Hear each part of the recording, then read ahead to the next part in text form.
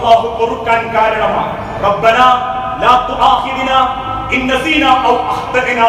അല്ലാഹുവേ, മറവി കൊണ്ടോ വിവരമില്ലായ്മ കൊണ്ടോ എനിക്ക് സംഭവിച്ചു പോകുന്ന കുറ്റങ്ങൾ നീ എനിക്ക് പൊറുത്തു തരണം എന്നൊരടിമ അല്ലാഹുവിനോട് പ്രാർത്ഥിച്ചാൽ അത് അല്ലാഹു പൊറുക്കും. അത് അല്ലാഹു കരാറേറ്റെടുത്തതാണ്. അറിവില്ലായ്മ കൊണ്ടും വിവരക്കേട് കൊണ്ടും മറവി കൊണ്ടും തെറ്റ് ചെയ്യുന്നവന്റെ പാപം അല്ലാഹു പൊറുത്തുകൊള്ളാമെന്ന്. പക്ഷെ ഇന്നതല്ല ചിലർക്ക്. നമസ്കാരം ഉപേക്ഷിക്കുന്നതിൽ മറവി പോലും രണ്ട് വിധത്തിലാണ്. ഒന്ന്, തിരക്കിനിടയിൽ വിട്ടുപോകുന്നവർ. രണ്ട്, നീട്ടിവെക്കുന്നവർ. ഒന്നാമത്തെ വിഭാഗം തിരക്കിനിടയിൽ മറന്നുപോകുന്ന ആളുകൾ. ഒരിക്കൽ അല്ലാഹുവിന്റെ തിരുദൂതൻ ഓർമ്മപ്പെടുത്തി, മൻ നസിയ സ്വലാത്ത, ആരെങ്കിലും നമസ്കരിക്കാൻ മറന്നുപോയാൽ, ഔ നാമ അൻഹാ, അല്ലെങ്കിൽ ഉറങ്ങിപ്പോയാൽ, ഫകഫാറത്തുഹാ, അതിന്റെ പ്രായശ്ചിത്തം അൻ യുസല്ലിഹാ ഇദാ ദക്കറഹാ, എപ്പോഴാണോ അവൻ ഓർമ്മ വരുന്നത് അപ്പോൾ അവൻ നമസ്കരിക്കണം. ഈ പറഞ്ഞതിന്റെ അർത്ഥം ആ തിരക്കിനിടയിൽ വിട്ടുപോയാലുള്ളതാ. അഥവാ സാഹചര്യങ്ങളൊക്കെ അനുകൂലമാണെങ്കിലും കാരണങ്ങളിൽ എന്തോ ചില പ്രയാസങ്ങളെ കൊണ്ട് സമയം തെറ്റിപ്പോയി. ഉദാഹരണമായി, ഒരിക്കൽ അല്ലാഹുവിന്റെ തിരുദൂതനും സഹാബത്തും മദീനയിലേക്ക് ഒരു യുദ്ധം കഴിഞ്ഞ് പുറപ്പെട്ടു. നട്ടപ്പാതിര നേരം, പുലർച്ചക്കോടടുത്ത സമയത്ത് സഹാബത്തും പ്രവാചകനും മദീനത്തെത്തിയത്. എന്നാൽ സുബഹിയിലേക്ക് അല്പം സമയമേയുള്ളൂ.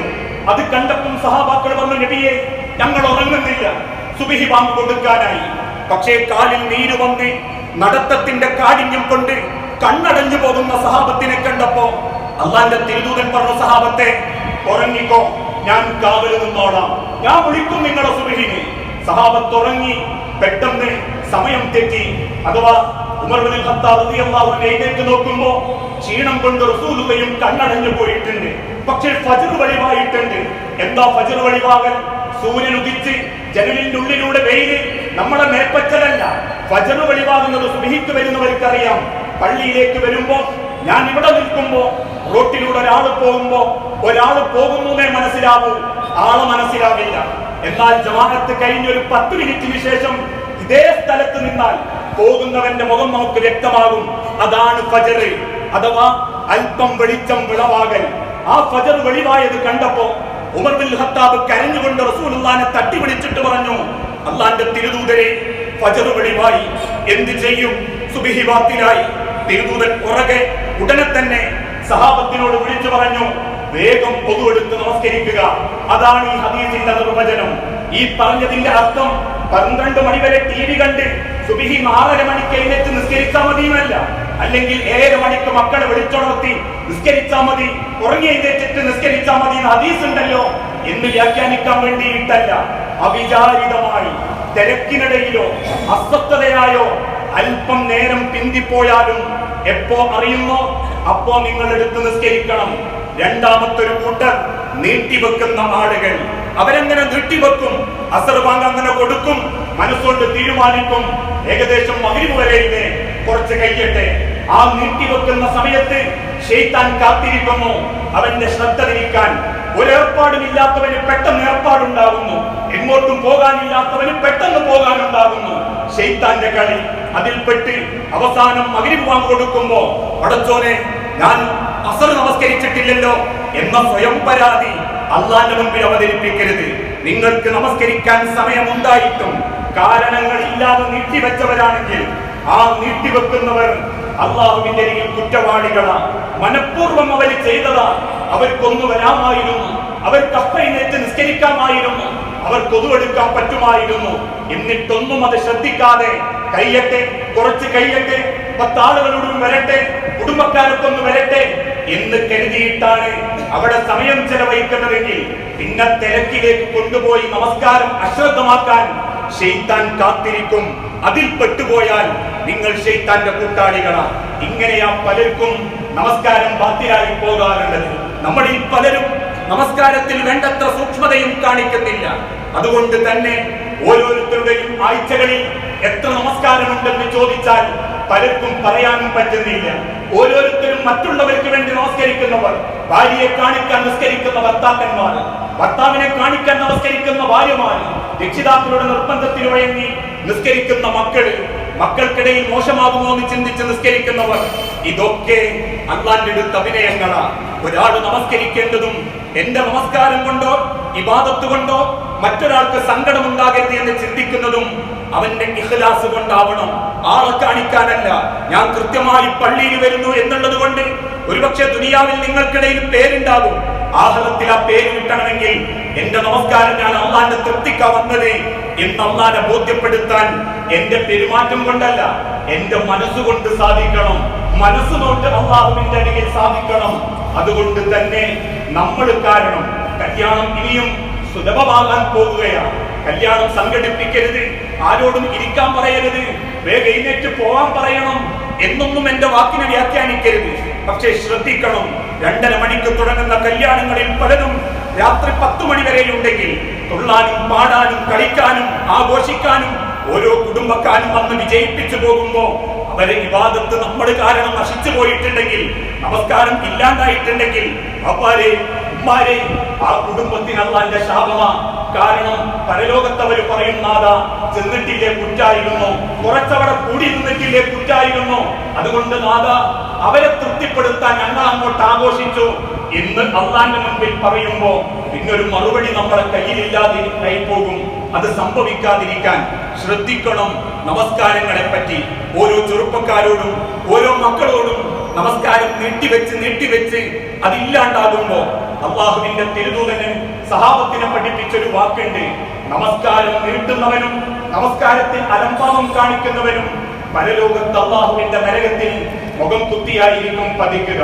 ആ തിരിച്ചറിവ് ഓരോരുത്തരുടെ ജീവിതത്തിലും ചിന്തിച്ച് നമസ്കാരത്തിന്റെ വിഷയത്തിൽ നമ്മൾ കാരണം, അതുകൊണ്ടാണ് ഇസ്ലാം പഠിപ്പിച്ചതും ഉള്ളി തിന്നും പള്ളിയിൽ വരരുതെന്ന് പറയാനുള്ള കാരണം ഉള്ളിയോട് അള്ളാന്റെ തിരുദൂതന് വെറുപ്പുണ്ടായിട്ടല്ല. ഉള്ളി തിന്നുന്നവൻ അടുത്തുള്ളവന് വായ്നാറ്റം കൊണ്ട് അവന്റെ നിസ്കാരത്തിൽ പ്രയാസം ഉണ്ടാകും. എഴുത്തും ചിത്രങ്ങളുമുള്ള വസ്ത്രം ധരിച്ച് പള്ളിയിൽ വരരുതെന്ന് പറഞ്ഞത് അത് കണ്ട് പിന്നീട് നിസ്കരിക്കുന്നവന്റെ ശ്രദ്ധ മാറുന്നുള്ളത് കൊണ്ടാണ്. ആ ചരിത്രം നമ്മളെ പഠിപ്പിക്കുന്നത് നമ്മൾ കാരണം, നമ്മളുടെ ആവിയിടൽ കാരണം, നമ്മളുടെ വായ്നാറ്റം എന്ന സിഗരറ്റ് കുറ്റിയുടെ മണത്തിന്റെ കാരണത്തിന്റെ പേരിൽ അടുത്ത് നിൽക്കുന്നവന്റെ ഇബാദത്തിന് ഒരു കുറവും സംഭവിക്കാൻ പാടില്ല. ഉണ്ടെന്ന് തോന്നിയാൽ അവരന്നാലും പള്ളി പോലും കയറാൻ പാടില്ല എന്ന ഇസ്ലാമിന്റെ മര്യാദ. അത്ര സൂക്ഷ്മതയാ നമ്മൾ കാരണം മറ്റൊരാളെ ഇബാദത്ത് നശിക്കരുത്. ആ കാര്യം കൃത്യതയോടെ സൂക്ഷിക്കുന്ന യഥാർത്ഥ വിശ്വാസികളിൽ അല്ലാഹു നമ്മൾ എല്ലാവരെയും ഉൾപ്പെടുത്തി അനുഗ്രഹിക്കുമാറാകണം.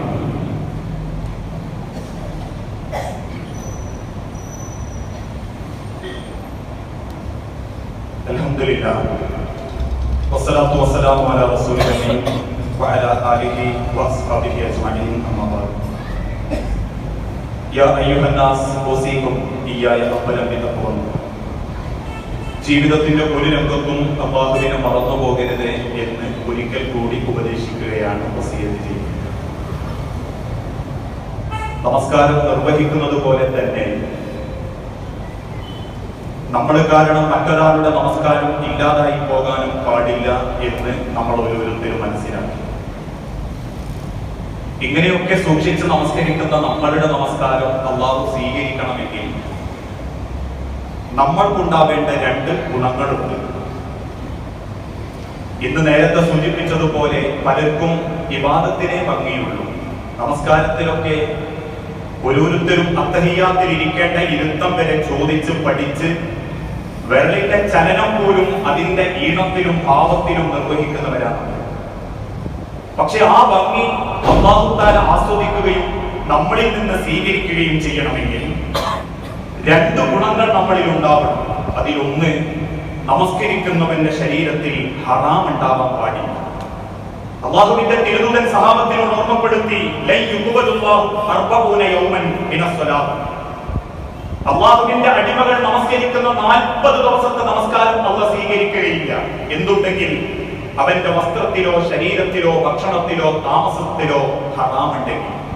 നമ്മളെ വീടും സഞ്ചരിക്കുന്ന വാഹനവും നമ്മൾ കഴിച്ച ഭക്ഷണവും നമ്മൾ ഉപയോഗിക്കുന്ന വസ്ത്രങ്ങളും ഇതൊക്കെ ഹറാമിലാണെങ്കിൽ ഇതിങ്ങനെ തുടർന്നു പോകുമ്പോൾ 40 അല്ല 400 കൊല്ലം ദുനിയാവിൽ ജീവിച്ചാലും നമ്മുടെ നമസ്കാരം ഒന്നും അല്ലാഹു കാണുന്നുണ്ട് എന്നുള്ളതിൽ യാതൊരു ഉറപ്പുമില്ല ഇന്നത്തെ കാലഘട്ടത്തിൽ. രണ്ടാമത്, ലാ യദ്ഖുലുൽ ജന്ന വലാ യുഖ്ബലു, അല്ലാഹു സ്വർഗ്ഗവും കൊടുക്കില്ല, അല്ലാഹു സ്വീകരിക്കുകയുമില്ല. മൻ കാത്തിഉർ റഹിമ, ബന്ധം മുറിച്ച ആൾക്കാർ. ബന്ധം പലതുണ്ട്. കുടുംബങ്ങള്, ബന്ധങ്ങള്, മക്കളുമായിട്ടുള്ള ബന്ധം. ഇപ്പോഴും മക്കൾക്കിടയിൽ വേർതിരിക്കാൻ കാണിക്കുന്ന വാപ്പാരുണ്ട്. മൂത്ത മകനോടൊരു വെറുപ്പ്, ഇളയ മക്കളോടൊരു സ്നേഹം. മൂത്ത മകളുടെ ഭർത്താവിനോടൊരു വെറുപ്പ്, ഇളയ മകളുടെ ഭർത്താവിനോടൊരു സ്നേഹം. ഒരേ കുടുംബത്തിൽ മക്കൾക്കിടയിൽ വേർതിരിവ്. ഇതൊക്കെ ബന്ധങ്ങളിൽപ്പെടും. ഇതൊക്കെ പ്രകടിപ്പിക്കുന്നവരാണെങ്കിൽ അള്ളാഹുവിന്റെ മുൻപിൽ എത്ര തവണ തലമുത്തി മറിഞ്ഞ് നെറ്റിത്തടത്തിൽ നിസ്കാരത്തായ്മ ഉണ്ടാക്കിയാലും പടച്ചോൻ സ്വീകരിക്കൂല. ചെയ്യുന്ന ഇബാദത്തിന്റെ ഭംഗിയല്ല അള്ളാഹ്ക്ക് വേണ്ടത്, കൊടുക്കുന്ന മനുഷ്യന്റെ മനസ്സിന്റെ വിശുദ്ധിയാണ് അള്ളാഹ്ക്ക് വേണ്ടത്. അതുകൊണ്ട് നമ്മളെ നമസ്കാരം പള്ളിയിൽ നിറയുക, നമസ്കാരം കൃത്യമാവുക, വെള്ളിയാഴ്ച ജുമുഅക്കൊക്കെ നേരത്തെ വരിക എന്നുള്ളതല്ല. കഴിച്ചതിലും കുടുംബത്തിലും ഞാൻ അങ്ങനെ ഒരു വേർതിരിവ് ഇതുവരെ ഒന്നിന്റെ പേരിലും മനസ്സുകൊണ്ട് കുടുംബത്തിൽ ഒരു വേർതിരിവോ സമ്പാദ്യത്തിലോ ഒരു ഹറാമ് കാണിച്ചിട്ടില്ല എന്ന പൂർണ്ണ ബോധ്യമുണ്ടെങ്കിൽ നമസ്കാര ശേഷം അള്ളാഹുവോട് പറയാം, റബ്ബനാ തഖബ്ബൽ മിന്നാ, ഈ നിസ്കാരം നീ സ്വീകരിക്കണേ റബ്ബേ. അല്ലെങ്കിൽ യാന്ത്രികമായി വെറുതെ വന്ന് തലകുത്തി മറിഞ്ഞ് അള്ളാഹിന്റെ അടുത്ത് ചിഹ്നങ്ങൾ കാണിക്കാൻ വേണ്ടി പണിയെടുക്കുന്ന വെറും ജാഹിലീങ്ങളായ അഭിനേതാക്കളായിട്ട് അള്ളാഹ് നിങ്ങളെ കണക്കാക്കൂ. അതായി പോകാതിരിക്കാൻ മരണം തൊണ്ടയിൽ എത്തി നിൽക്കുന്ന സമയം ഏത് സെക്കൻഡിലും നമ്മളെ കാർന്നു പിടിക്കുമ്പോ അതിന്റെ മുൻപ് ചെയ്യുന്നതൊക്കെ ഒന്ന് ഉപകാരപ്പെടാൻ വേണ്ടി പരിശ്രമിക്കുക. അത്തരത്തിലുള്ള യഥാർത്ഥ വിശ്വാസികളിൽ അള്ളാഹു നമ്മളെല്ലാവരെയും ഉൾപ്പെടുത്തി അനുഗ്രഹിക്കുമാറാകട്ടെ.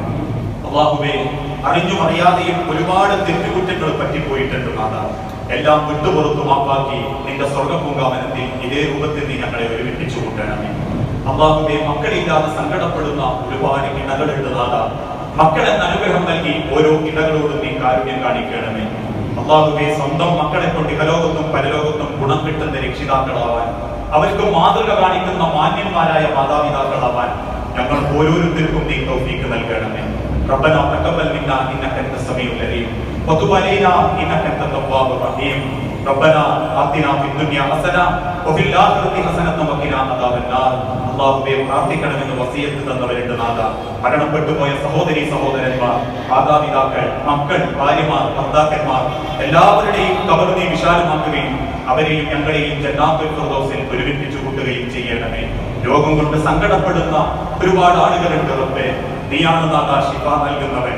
എളുപ്പത്തിൽ ശിഫ നൽകി ആരോഗ്യത്തോടെ സന്തോഷത്തോടെ ജീവിതത്തിലേക്ക് തിരിച്ചു വരാൻ അവർക്ക് ഓരോരുത്തർക്കും നീ തൗഫീഖ് നൽകണമേ. സാമ്പത്തികമായും കുടുംബപരമായും പരീക്ഷണങ്ങളെ കൊണ്ട് ഒരുപാട് ആളുകൾ സങ്കടപ്പെടുന്നുണ്ട് നാഥ. ഓരോ പരീക്ഷണത്തെയും ക്ഷമയോടെ നേരിടാനും സന്തോഷത്തോടെ ദുനിയാവിൽ നിന്റെ തൃപ്തിക്ക് വേണ്ടി ജീവിക്കാനും ഞങ്ങൾ ഓരോരുത്തർക്കും നീ തൗഫീഖ് നൽകണമേ. റബ്ബനാ തഖബ്ബൽ മിന്നാ ഇന്നക അൻത സമീഉൽ അലീം വതുബ് അലൈനാ ഇന്നക അൻത തവ്വാബുർ റഹീം. റബ്ബനാ ആതിനാ ഫിദ് ദുനിയാ ഹസന വഫിൽ ആഖിറതി ഹസനത വഖിനാ അദാബന്നാർ.